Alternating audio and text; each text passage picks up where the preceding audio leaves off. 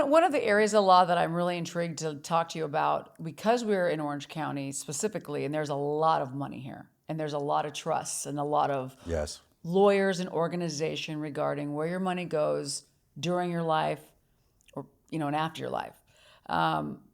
What type of trust lawyer? What type of law do you? I mean, so you say you con artists and trust litigation. So how does a trust work?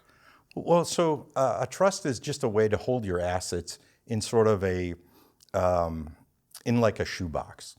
So you would like your house. You could have the Elizabeth Vargas Living Trust. And what is it? Well, it's a document that says, when I die, this should go here or this should go here. And you would be listed as Elizabeth Vargas as trustee of the Elizabeth Vargas Living Trust. And so you retitle the house in that. Now, if you pass or become incompetent, your successor trustee would go on title, and it'd be successor trustee of natural causes. As trustee. Die of natural causes. Whatever you put on there. But what I'm saying is, you would substitute a different name in for So he's the my trustee. trust. So all my assets are in Elizabeth Lynn Vargas Trust. So then he's my trustee. So if I was incapacitated. So right now she's the trustee of her trust. Yes. Hers. But if she becomes incapacitated, I've got to deal with it. Yeah, and then you would go on title as trustee of the Elizabeth Vargas Trust. What's the benefits of that? Well, so the benefit is that you don't go through probate on the house. What does that mean? What is probate? Probate. Sorry. My audience needs to know this. These are a lot of people sitting around, that need to know. So we're going to ask you dumb questions. That client of mine, the old man that I've been in a trial with, and it's gone on now for almost 3.5 years of trial, and we're waiting for the judgment on that. Well, so probate is a super slow boys club kind of a courtroom system where, I don't know, they don't necessarily seem to be all that enthused about getting things done in an efficient manner. Oh, like the not really judge. When you get divorced, you go to the referee or something like that? Yeah, you get a judge that used to be a judge. Oh, an arbitrator? Arbitrator. Okay, so anyway. No, but in probate, the real judges, it's just that they have all these procedures that aren't very efficient. Okay. So they have a petition for this, a petition for that. So probate. It's 30 days, 30 days, 60 days for a hearing. So probate is a type of procedure. It's a procedure to clear title to property and put it in the name of people that are entitled to it. So my estate would then go into probate. So she did. No, with the trust it would not. Oh. So with the trust, it goes based upon the document you created, and you avoid probate. Oh, got it. If you have a will, it goes through probate. If you have no will, then there's a government system that describes what the system is. What the government gets to take. No, it's really about. It's how the government figures that you would have wanted it. Okay. So if you're married, it goes the to your husband. government gets to figure out how you wanted it. That's why you. I trust that. That's why you need a will. That's why you need a will. That's why you need a will. Then, or a right? trust. Well, so typically a lawyer creates a trust, and then we create what's called a pour-over will. So that pour-over will is for stuff, in case it wasn't titled into the name of the trust, it would then go into the trust through probate. So like all my jewelry and everything I have 5 siblings, so I have it all split, okay? Perfect. And then, so if anything happens, he's a trustee, but then I have it split.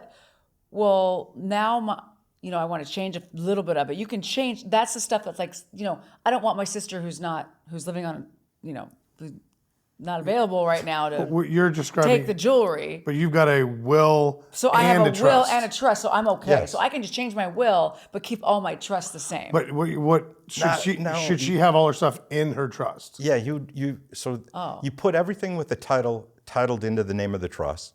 Everything that doesn't have a title, you can write it in the trust. Got it, okay. And then the trustee is given authority over that to distribute that to the people. That makes sense. Okay. But what goes through the probate and under the pour-over will is like, let's say you inherited something that you didn't put into the trust, and now that needs to be retitled. So that would go through probate. And so If they I have work a in rich tandem. angel somewhere that wanted to gift me like $1 billion. Well, like say she had right before she decided to be incapacitated, she bought herself a painting and she found out it was worth a lot of money, but it's not in the trust, and that would have to go through probate to figure out where it goes. Well, or something along that there's lines. no title to it, so it probably maybe it is in the trust. You know, you would just Oh, indicate so that yeah, there's no title. the art is in the trust. You know, you can have general categories. Okay, all art in the trust. That's yeah. why people buy art then and then just pass it down generation. Art There's a is like lot of great shady, reasons for art. Black and white. It's a gray area. Art is a gray area. Art can be, you know, you can borrow against art. Art can be a holder of value. It's a thing. Unless you find out it's fake, like I did when I was married. Oh my God, really? Oh yeah. Yeah, that's crazy. He switched everything out to fake. When I was getting divorced, I was like, it's fake. All right, so there is a fiduciary duty between husband and wife. So that is a breach of fiduciary duty. Really? Oh, I wish I Yes. would have known that. And It's okay. it would also constitute theft under that 496. So you get treble damages plus attorney's fees. But she would have to have proven that it was done before they started getting a divorce. Well, Because if he'd have done it or bought a fake and just told her it was Or real. claimed like I bought it thinking it was real, but I don't know how it's fake. Oh, it was appraised at $1. You're like, what? so yeah, if you know, so Yeah. that goes back into the word betrayal. Yeah. And then if somebody go. is What was that? being truthful, Betrayal. betrayal. Ladies, everybody out there that understands the housewife world, we know that world.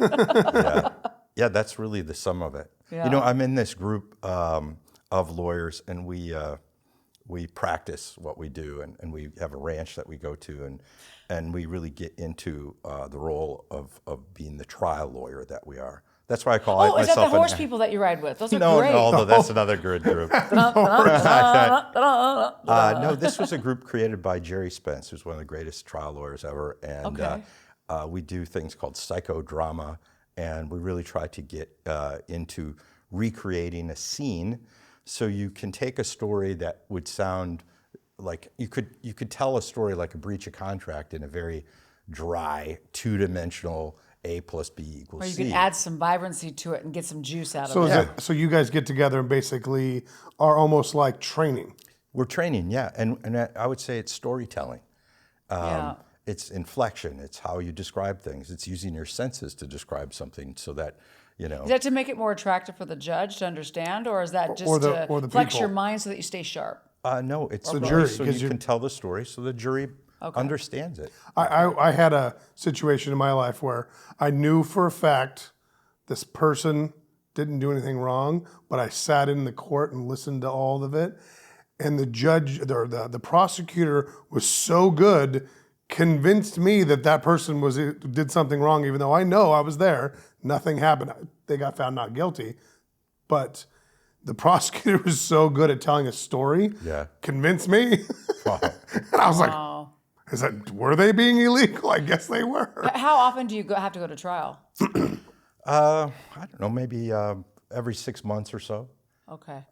This year I have 3 trials set right now. Oh wow. August. But they might not get 26th there. is one of them. Then No, they'll probably get there? Yeah, they'll probably go. Yeah. Yeah, I mean that's what we do. Being a trial attorney, it's a perishable skill, so you need to do more. So you know, on my website, you said I do personal injury. Look, I do those cases because they go to trial quicker, more often. Right. The big cases that I handle, they take years, and they take like 7 weeks for a trial. I mean, my God. You want to have your skills up and ready. You know, you want to know the Take evidence. the little ones to keep you tuned in. Yeah, absolutely. Do you work a lot with family law lawyers? I do. I mean, Because your trust. well, it's really estate Specialty. planning, but the family law. I mean, there's so many divorces. That's just a gray, weird. Family law is just out there. Like, there's no start or finish. It's like, well, we'll just take your house for our lawyer fees. Don't worry about it. We're going to drag this on another 2 years because we know we can bill you. But that is actually what probate's like. I tell you, that's what it's like. And I mean, it seemed to me, and so I'm a civil trial lawyer. When I have to go into the probate court, they all look at me funny because our pleadings are like lawyerly, and You're either actual attorney. we're like asking for people, we demand things, and they're really in sort of just doing the process, going through, getting this checkbox or that checkbox. It's really hard to get them to see outside of it. And then when I started bringing the 496, the theft claims, they were like, "Oh, we don't know what this is. Can we do this?" And it's like, "Oh, I got to re-educate everybody there too." Are they young lawyers? Are they in probate? Or are they educated? No, not generally. They're not generally young people in probate. People So- just I'm probably How younger did you in probate. end up in probate? How do lawyers end up in probate? Because that seems miserable. I don't know. They don't have a lot of drive or.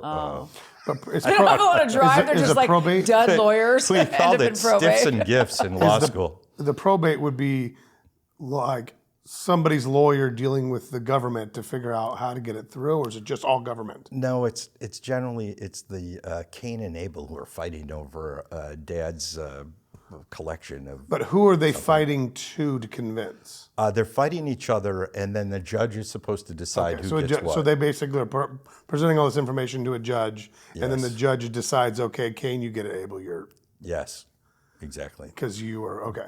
So but it's just the whole entire process is just really slow and Yeah. not So efficient.